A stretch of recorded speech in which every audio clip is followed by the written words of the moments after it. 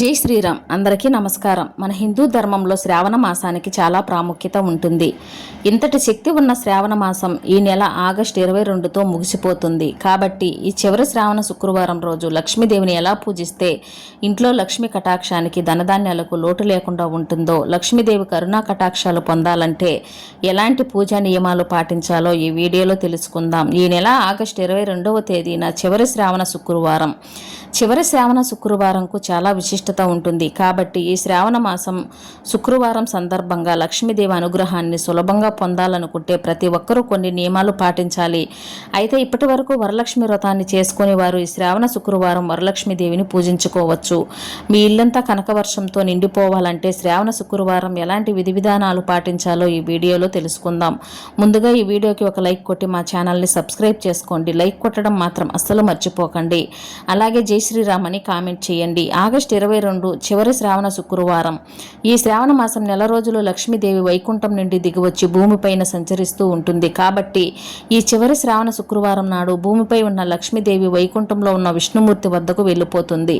కాబట్టి లక్ష్మీదేవి వైకుంఠంకి వెళ్ళిపోయే ముందు ఈ శ్రావణ మాసంలో ఎవరైతే భక్తి శ్రద్ధలతో అమ్మవారిని పూజిస్తారో, అలాగే వరలక్ష్మి వ్రతాన్ని ఆచరించిన వారికి అష్టైశ్వర్యాలు సిరి సంపదలు ప్రసాదించి వైకుంఠానికి వెళ్ళిపోతుందని నమ్మకం. కాబట్టి ఇంతటి విశిష్టమైన చివరి శ్రావణ శుక్రవారం నాడు ఇంట్లో లక్ష్మీదేవిని పూజించి కొన్ని పరిహారాలను పాటించడం ద్వారా లక్ష్మీ కటాక్షాన్ని సులభంగా పొందవచ్చు. లక్ష్మీదేవిని సులభంగా సంతోష పెట్టాలంటే ఈ చివరి శ్రావణ శుక్రవారం ప్రతి ఒక్కరూ ఇంట్లో దీపారాధన చేసుకోవాలి. కాబట్టి ఆడవారు తెల్లవారుజామునే నిద్రలేచి ఇల్లంతా శుభ్రం చేసుకొని ఇంటి గడపలకు పసుపు రాసి ఇంటి ముందు ముగ్గులు వేసి ఇంటి గుమ్మానికి మామిడి తోరణాలు కట్టి ఆడవారు లక్ష్మీదేవిలా తయారయ్యి ఇంట్లో లక్ష్మీదేవిని పూజించాలి. లక్ష్మీదేవిని పూజించే ఆడవారు కాళ్ళకు పసుపు రాసుకొని పాపిట్లో కుంకుమ బొట్టు పెట్టుకొని జడలో పూలు పెట్టుకొని చేతుల నిండా మట్టి గాజులు వేసుకొని కొత్త వస్త్రాలను ధరించి లక్ష్మీదేవిని పూజించాలి. శక్తివంతమైన లక్ష్మీ పూజను ప్రారంభించే ముందు మీ పూజ గదిలో అష్టదళ ముగ్గును వేసుకోండి. అష్టదళ ముగ్గులో లక్ష్మీదేవి నివసిస్తుందని నమ్మకం. కాబట్టి పూజ గదిలో అష్టదళ ముగ్గును వేసుకుంటే మీ ఇంట్లోకి లక్ష్మీదేవి వెంటనే అడుగు పెడుతుంది.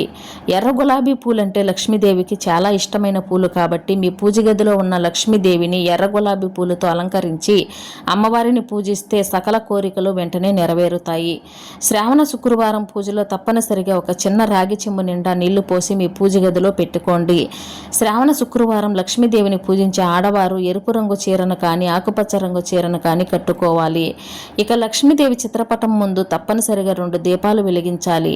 మట్టి ప్రమిదల్లో ఆవు నెయ్యిని పోసి 5 ఒత్తులతో దీపారాధన చేయాలి. మట్టి ప్రమిదలు లేనివారు ఇత్తడి కుందుల్లో దీపారాధన చేసుకోవచ్చు. అదేవిధంగా కొబ్బరి నూనెతో దీపారాధన చేస్తే అప్పుల సమస్యలన్నీ త్వరగా తీరిపోతాయి. ఇక నువ్వుల నూనెతో దీపారాధన చేస్తే కుటుంబ సమస్యలన్నీ వెంటనే గట్టెక్కుతాయి. ఆవు నెయ్యితో దీపారాధన చేస్తే మీ కుటుంబానికి అష్టైశ్వర్యాలు ప్రాప్తిస్తాయి. అయితే విశేషంగా శ్రావణ శుక్రవారం రోజు తమలపాకు పైన దీపారాధన చేస్తే లక్ష్మీదేవి ఎంతో సంతోషిస్తుంది. ఎందుకంటే తమలపాకులో లక్ష్మీదేవి, సరస్వతీదేవి అలాగే పార్వతీదేవి నివసిస్తారని నమ్మకం. కాబట్టి తమలపాకు పైన దీపారాధన చేస్తే సకల సౌభాగ్యాలు వరిస్తాయని నమ్మకం. ఇక అమ్మవారికి తప్పనిసరిగా తాంబూలాన్ని సమర్పించాలి. తమలపాకు పైన 2 వక్కలు, 2 అరటి పండ్లు, 2 ఆకులు దక్షిణ పెట్టి అమ్మవారికి తాంబూలంగా సమర్పించండి. ఇక ఈ చివరి శ్రావణ శుక్రవారం తప్పనిసరిగా ఇంట్లో పాలు పొంగించాలి. ఇంట్లో పాలు పొంగిస్తే చాలా శుభప్రదం. అలాంటి ఇళ్లలోకి వెంటనే లక్ష్మీదేవి అడుగు పెడుతుంది. కాబట్టి ఇంట్లో పాలు పొంగించి ఆ పాలతో నైవేద్యాన్ని తయారు చేసి లక్ష్మీదేవికి నివేదించండి. అదేవిధంగా అరటి పండ్లు, దానిమ్మ పండ్లు ఇలా ఏవైనా సరే అమ్మవారికి నివేదించవచ్చు. ఇక మీ పూజ గదిలో ఉన్న లక్ష్మీదేవి చిత్రపటం ముందు 11 రూపాయి బిళ్ళలను పెట్టుకోండి. ఇంట్లో పూజ పూర్తయిన తర్వాత ఈ 11 రూపాయలు తీసి మీ బీరువాలో పెట్టుకోండి. కనకదార స్తోత్రాన్ని చదువుతూ లక్ష్మీదేవిని పూజించండి. శ్రావణ శుక్రవారం కనకదార స్తోత్రాన్ని చదివితే ఏమీ లేని స్థాయి నుండి గొప్ప స్థాయికి ఎదుగుతారు. అంతటి శక్తి కనకదార స్తోత్రానికి ఉంటుంది. కనకదార స్తోత్రాన్ని చదవలేని వారు ఓం శ్రీ లక్ష్మీదేవి అయిన మహానే మంత్రాన్ని చదువుతూ లక్ష్మీదేవిని పూజించండి.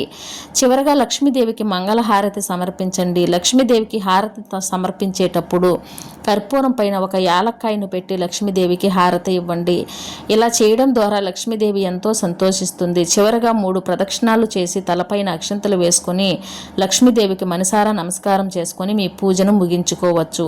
ఈ శ్రావణ శుక్రవారం మీకు వీలు కుదిరితే 3 ముత్తైదువులకు మీ ఇంటికి పిలిచి వారికి తాంబూలం సమర్పించి ఆశీర్వాదాన్ని తీసుకోండి. లేదా ఏదైనా అమ్మవారి దేవాలయానికి వెళ్ళి అమ్మవారికి తాంబూలాన్ని సమర్పించండి. మీ ఇంటిపై లక్ష్మి కటాక్షం సిద్ధించాలంటే ఈ చివరి శ్రావణ శుక్రవారం నాడు ఇంట్లో దీపారాధన చేసుకొని మీ ఇంటి ప్రధాన తలుపులపైన పసుపుతో కానీ గంధంతో కానీ స్వస్తిక్ గుర్తును వేసుకోండి. శ్రావణ శుక్రవారం స్వస్తిక్ గుర్తును వేసుకుంటే మీ ఇల్లంతా సంపదలతో నిండిపోతుంది. 7 తరాల ఐశ్వర్యం మీ కుటుంబానికి వరిస్తుంది. ఎక్కడైతే సుగంధ పరిమళాలు ఉంటాయో అక్కడ లక్ష్మీదేవి తిష్ట వేసుకుని కూర్చుంటుంది. కాబట్టి మీ ఇల్లంతా సాంబ్రాణి పొగను వేసుకోండి. మీ ఇంటిపై ఎల్లవేళలా లక్ష్మి కటాక్షం సిద్ధిస్తుంది. అలాగే ఈ చివరి శ్రావణ శుక్రవారం నాడు ఉదయం స్నానం చేసేటప్పుడు నీటిలో కొంచెం పసుపు వేసుకొని స్నానం చేయండి.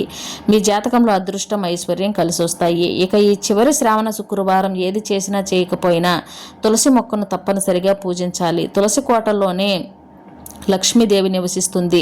తులసి కోటలో నెయ్యి దీపం వెలిగించి తులసి మొక్కపై పసుపు కుంకుమలు వేసి తులసి కోటకు 5 ప్రదక్షిణాలు చేస్తే ఇక మీ కష్టాలన్నీ వెంటనే తీరిపోయి డబ్బు పరంగా మీ కుటుంబానికి బాగా కలిసి వస్తుంది.